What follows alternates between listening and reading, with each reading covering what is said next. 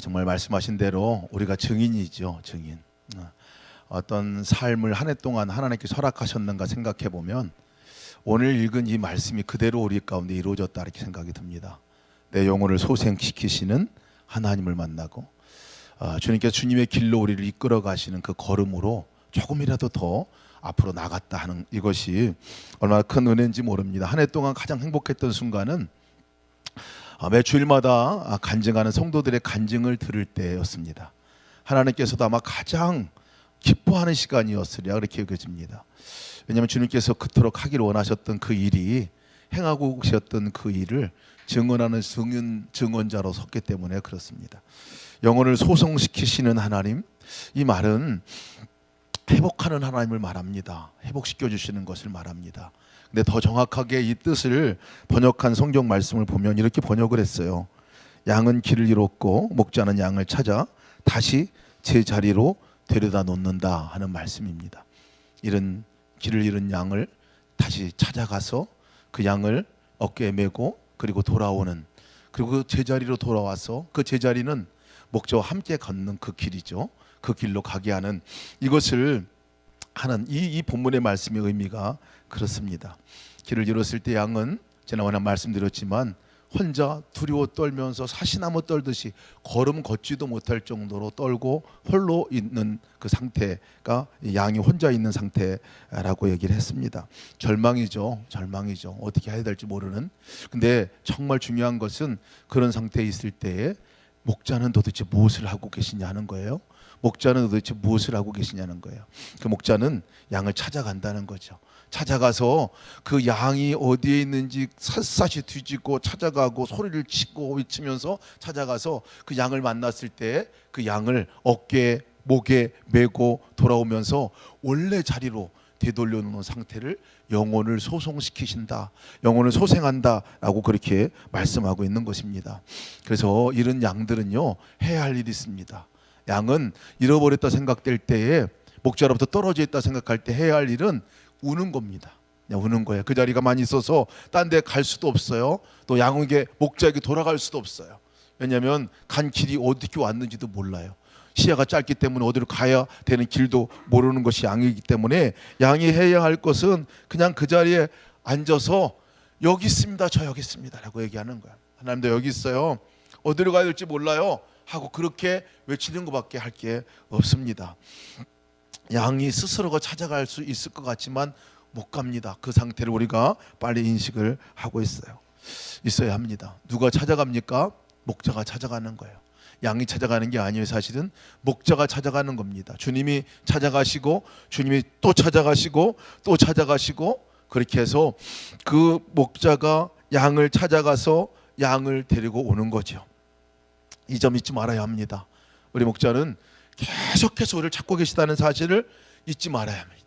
찾아갈 때 목자가 하는 일이 뭔지 아세요? 이름을 부르는 겁니다. 이름을 부르는 거예요. 승혜야 하고 부르는 거예요. 승혜야 하고 부르는 거예요. 어디에 있든지 너 어디 있니? 하고 부르는 게 목자가 하는 일이에요. 그러니까 양이 해야 할 일은요, 그 목자의 음성을 들을 수 있어야 합니다. 목자의 음성에 귀를 기울여야 합니다. 멀리서 들려고 세미한 음성이 들려오더라도요, 그 목자의 음성에 우리가 귀를 기울여야 돼요. 그럴 때 우리가 더 세게 저 여기 있어요, 조금이라도 들리면 저 여기 있어요 하고 그렇게 외쳐야 하는 겁니다. 우리가 주님과 동행하는 삶을 살아가는 삶을 보면요, 하루아침에 이루어지지 않아요. 계속해서 찾고 또 부르고 또 부르는 그 음성을 얼마나 많이 들었는지 몰라요. 그 음성에 우리가 응답하고 조금이라도 한 걸음 나아가는 삶을 살 수 있다는 것은 얼마나 놀라운 축복인지 모릅니다. 유재물 섬기는 한 다른 교회 다닌 집사님 한 분이 그런 간증을 해주셨어요. 선한 목적의 교인들은 어쩌면 그렇게 못 알아듣는 건지 잘 이해가 안 된다는 거예요. 왜 그렇게 말을 안 듣는지. 목사님이 하라 그러면 하지 일기 쓰라면 쓰지 왜 그렇게 말을 안 듣는지, 어쩌면 말을 안 듣는지 목사님이 매주마다 설교할 때마다 동행일기 쓰라고 하는지 자기 이해가 안 됐다는 거예요. 그리고 자기는 나라도 해야 되겠다 해가지고 시작을 했는데 너무 큰 유익을 얻고 그랬다 하시는 말씀을 들었는데요, 제가 마치 그 재단에서 말하는 말씀들, 또 우리 주변에서 말하는 말씀들, 주님과 동행하자고 하는 그 말씀들은 목자의 음성입니다. 양을 찾는 목자의 음성이에요. 우리가 들을 줄 알아야 합니다. 매 순간 우리를 향해서 초청하는 주님의 음성을 들을 줄 알아야 돼요. 그게 양이 해야 될 일입니다. 나의 사랑아, 나의 어여쁜 자야, 일어나 함께 가자. 이것은 찾으시고 찾으시는 목자의 음성이죠. 주님의 음성이죠. 예, 여기 있습니다라고 우리가 응답해야 합니다. 여러분, 양이 언제 길을 잃는 줄 아십니까? 양이 길을 잃을 때가 그냥 무리로부터 막 치러가고 팍 뛰쳐나가는 그런 양도 있지만요, 사실 대부분 양이 길을 잃는 이유는요, 자기가 가는 길만 가기 때문에 길을 잃어버린다고 합니다. 양이 순하고 자기 방어 기제도 없고 눈도 안 보여서 제대로 어디로 갈지도 모르는 그 양인데요, 한 가지 아주 특별한 이 특징이 하나 있습니다. 그 특징은 뭐냐면 고집불통이라는 거예요. 양이 고집이 엄청 세대요. 그 고집은 어떤 고집이냐면요, 가던 길로만 갑니다. 양은 그냥 누가 인도하지 않으면 그냥 자기가 가는 그 길이 호비 나고 아주 그냥 길이 패일 정도로 간다는 거예요. 그래서 자기가 먹고 싶은 그 풀밭, 거기 갔던 그 길만 가가지고 풀 다 뜯어먹고 뿌리채 뽑아먹고 나중에 없어가지고 흙까지 먹다가 양의 목자가 없으면요, 그러다가 그곳에 죽는 게 양이라는 거예요. 이 양의 특징인데요, 목자가 보이지 않으면 자기 길로만 갑니다. 목자의 음성을 듣지 못하면 그냥 자기 길로만 가다가 그냥 그곳에서 사실 죽는 게 양이다라고 얘기를 합니다. 사실 우리가 잃어버린 양 얘기할 때 우리 대부분 성도들은요, 잃어버린 양이라 생각지 않습니다. 저도 마찬가지예요. 근데 가만히 들여다보면 무엇이 잃은 양인가 보면, 무엇이 잃은 양이냐면요, 내 길로만 가려고 하는 양이 잃은 양입니다. 내 길로만 가려고 고집하고 정말 주님이 이끄시고자 하더라도, 다른 사람이 이 길로 오자고 하더라도 안 가고 그냥 그 길로만 가면 그게 잃은 양이에요. 그러니까 주님이 찾아오신 거죠. 주님이 찾아오셔서 길을 제시하십니다. 가자고 합니다. 그 길은 의의 길이요. 그 가자는 길은 딴 거 없어요. 함께 나하고 그냥 가자, 이거예요. 함께 나하고 가자. 네 길 말고 그냥 나하고 함께 길을 가자. 양이 할 수 있는 건 뭐냐면요, 그냥 그렇게 하는 거예요. 그러자고 할 때 그렇게 하는 거예요. 순종하는 거예요. 그래서 내 길로 갈 때는 순종할 필요가 없어요. 내 길로 가는 데는 순종이라는 것을 절대 할 이유도 없습니다. 근데 주님의 길로 가려고 할 때 순종을 해야 하는 거죠. 왜냐하면 힘을 써야 돼요. 왜? 내 길에서 벗어나려면, 내가 하던 습관에서 벗어나려면, 그분의 길을 가려면, 함께 가는 길을 가려면 뭔가 내가 의지적으로다가 한번 힘을 쓰는 순종함이 있어야 하는 거죠. 여러분, 주님과 동행하자고 초청할 때 그냥 초청하지 않았어요. 우리에게 초청했던 도구가 있었습니다. 너 일기 같이 쓰자 하는 거였어요. 동행일기 같이 쓰자 하는 게 얼마나 주님의 귀한 초청인지 몰라요. 순종하는 그것들 너무 어려운 것도 아니에요. 사실은 주님께서 나 기억만이라도 해봐라, 하루 동안 함께하는 그 나를 기억만이라도 해봐라, 생각만이라도 해봐라, 그것을 기록만이라도 해봐라 하고 부르신 거 아니겠어요? 매일 일기를 쓰는 일, 매일 주님이 나를 찾아오는 것에 대한 응답이죠. 그 음성에 대한 내 반응입니다. 매일 주님과 함께 동행하는 삶을 점검하고 일기 쓰는 일, 여러분, 이것이 내 방향을 전환하고 순종의 삶으로 나가게 하는 그 길인 것도 우리가 경험하게 되었습니다. 이것이 우리가 해야 할 일이 아닐까 싶습니다. 여러분, 양이 길을 잃지 않는 일이 있어요. 혼자 하기 어렵습니다. 혼자 가면요, 그냥 길을 잃어버립니다. 자기 길로 가게 돼 있어요. 그렇기 때문에 공동체가 필요한 거예요. 그렇기 때문에 무리가 필요한 겁니다. 나눔방 교회 안에서 우리가 같이 일기를 나누는 이유 무엇입니까? 공동체가 함께 무리 안에 있어야 벗어나지 않기 때문에 그렇습니다. 교회가 왜 필요합니까? 우리가 함께 그 길을 가는 사람들이 모여서 같이 가야 내가 딴 길로 안 가기 때문에 그렇습니다. 여러분, 우리 예수동영교회 안에서 섬기시는 성도들, 이제 역파성으로 선한 목적이 돌아가셔서 섬기시는 모든 분들을 우리는 선교사라고 말합니다. 그 일을 우리가 이루어야 합니다. 그 공동체 안에서 정말 모든 사람들이 함께 갈 수 있도록 그렇게 해야 하는 일이 우리가 해야 할 일입니다. 여러분, 저희가 목자일까요? 양일까요? 오늘 파송 선교사로 이제 선한 목자 교회로 파송받아가는 선교사님들, 또 이제 선한 목자교에서 예수동행교로 파송받아서 여기에서 이제 재파송 또 함께 섬길 우리 선교사님들, 성도가 되어서 이곳에서 섬기는 성도님들, 우리 모두가 선교사입니다. 근데 여러분, 선교사는 목자일까요? 양일까요? 목자가 되는 걸까요? 양이 되는 걸까요?